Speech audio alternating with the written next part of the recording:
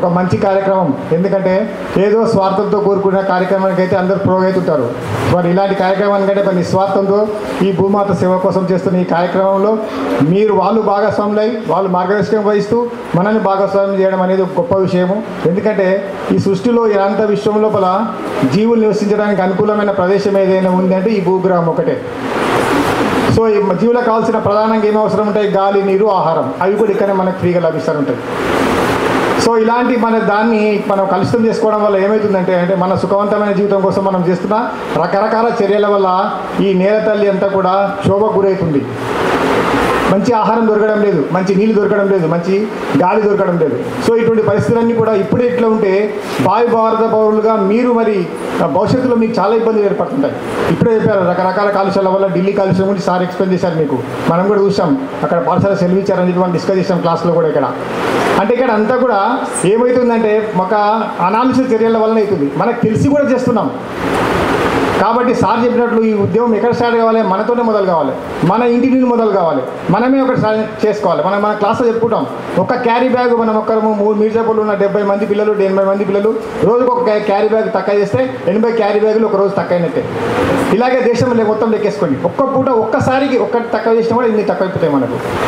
So ఇలాంటి చర్యలు చిన్న చిన్నవి మనకు చెప్పాను. పాల ప్యాకెట్ ఎగ్జామ్ చెప్పాం మనం. పాల ప్యాకెట్ ఎగ్జామ్. సో పాల ప్యాకెట్కి ఉన్న పైన కవర్ ఇట్లా కట్ చేయడం వల్ల 6 లక్షల ముక్కలు కింద చిన్న చిన్న ముక్కలు హైదరాబాద్లో పడిపోతున్నాయట.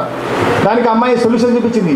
కిచెన్లో ఒక బ్లేడ్ వేలాడదీసి ఇట్లా కొట్టి ఇట్లా పోస్తే అయిపోయాయి సార్. ఇట్లా పోసేస్తే పాల ప్యాకెట్ మొత్తం పెద్ద బయట పడిస్తే ఆ పెద్ద కాగితం కాబట్టి ఎవరైనా చేత వాళ్ళని ఎట్లయినా కలెక్ట్ చేసుకుంటారు. ఈ చిన్న చిన్న ముక్కలను కలెక్ట్ చేసుకోలేకపోతున్నారు. భూమిలో కలిసిపోతున్నాయని ఆమె ఆందోళన వ్యక్తపరిచింది అమ్మాయి. ఆ అమ్మాయి ఇచ్చిన ఐడియా మొత్తం ప్రపంచం మొత్తం ఆచరించేసింది అది. సో అలాంటి చిన్న చిన్న మన చేతిలో ఉన్నాయి. ఇప్పుడు సార్ చెప్పారు విద్యుత్ ఆదా చేసుకోవడం, నీరు ఆదా చేసుకోవడం, ఇవన్నీ కూడా అయిపోతే మళ్ళీ మనకి ఇబ్బంది కలిగిస్తాయి. ఇవన్నీ కూడా ఈ ప్రధాన అవసరాలు మనకు. నువ్వు ఎంత ధనవంతుడైనా, బిల్డింగ్స్ ఉన్నా, వాహనాలు ఉన్నా, నువ్వు ఏమున్నా, బంగారం ఉన్నా వాటి తిని బతకలేము, మనం ఉండలేము.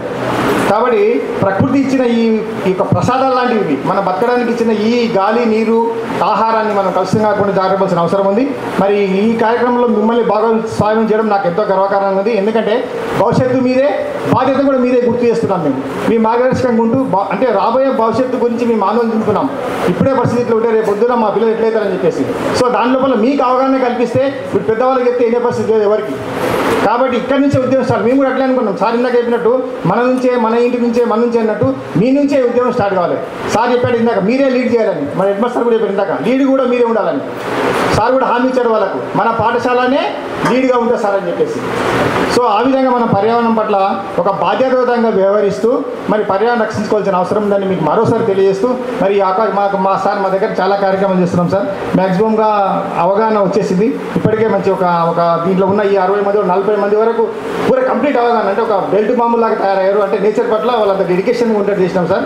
ఇక మన చేతిలో ఉందే కాబట్టి మాకు దేవుడు ఇచ్చిన అవకాశం కూడా పిల్లల్ని మార్చే అవకాశం ఇచ్చిన ఉద్యోగం మాకు ఇచ్చింది కాబట్టి మేము దాన్ని మా చెప్తున్న చదువుతో పాటు ఈ అంశాలను మేము జోడిస్తూ చెప్తా ఉన్నాం సార్. అది కూడా మాకు ముఖ్యంగా మాకు ఒక వేదిక అనేది CGR మనకందరికీ కూడా వేదిక. సో అక్కడికి మీకు గెట్ సెంటర్కి పోతారు. అక్కడికి మీరు అక్కడ కూడా మీరు చూస్తారు చాలా అద్భుతమైన కార్యక్రమాలు ఉంటాయి. చాలామంది పెద్ద పెద్ద వ్యక్తులు అక్కడికి వస్తూ ఉంటారు. మంచి మంచి ప్రసంగాలు ఉంటాయి, మంచి మంచి అవగాహన కార్యక్రమాలు ఉంటాయి. అక్కడ గెట్ సెంటర్కి పోతే మీరు మారిపోతారు. ముస్లింబాద్ నుంచి పోయిన పిల్లలు మొత్తం మారిపోయిన వాళ్ళు. జగదీష్ అన్న పిల్లాడు ఉంటాడు. ఇప్పటికీ వాటర్ ఏం చేస్తుంటాడు వాడు. ఏడ ఉన్నా కందూరు ఎక్కడ పెళ్లిలో పోయినా వాడు ఆడికి వస్తాడు. ముందు తల్లిదండ్రుల కన్నా ముందు తాను చేసిన ఇంటికి వచ్చేస్తాడు. కాన్విజెట్లు రక్షించాడు అక్కడ 41 కాన్విజెట్లు వాడు పెద్ద పెంచి పెద్దేసిండు ఆ పిల్లాడు. ఎండాకాలంలో సైతం ఇంటికి ఎక్కడ పెళ్లిలకు పోకుండా అక్కడనే ఉన్నాడు. అంటే అంత డెడికేట్ అయిపోయాడు వాడిగా. సో నేచర్ పట్ల అంత అవగాహన వచ్చేసింది వాడికి. సో అలాంటి నేనేమంటానంటే మనతో మన పనులతో పాటు కొంత పట్ల మన భూమి పట్ల, ఈ నేల పట్ల, ఈ గాలి పట్ల కొంత డెడికేషన్ అనేది మనకు అవసరం ఉంది. అది లేకుండా మనం ఉండలేమనే ఒక భావన మీ లోపల రాగలితే, మీ యొక్క మనసు లోపల బీజం మీరు నాటగలితే మీరు సక్సెస్ అయినట్టే. ఎందుకంటే భవిష్యత్తు మీదే, బాధ్యత కూడా మీదే అని మీకు మరోసారి గుర్తు చేస్తూ ఈ అవకాశం ఇచ్చినటువంటి ప్రధానోపాధ్యాయులు గారికి మరి అందరికీ కూడా ధన్యవాదాలు చేస్తూ ముగిస్తున్నాను.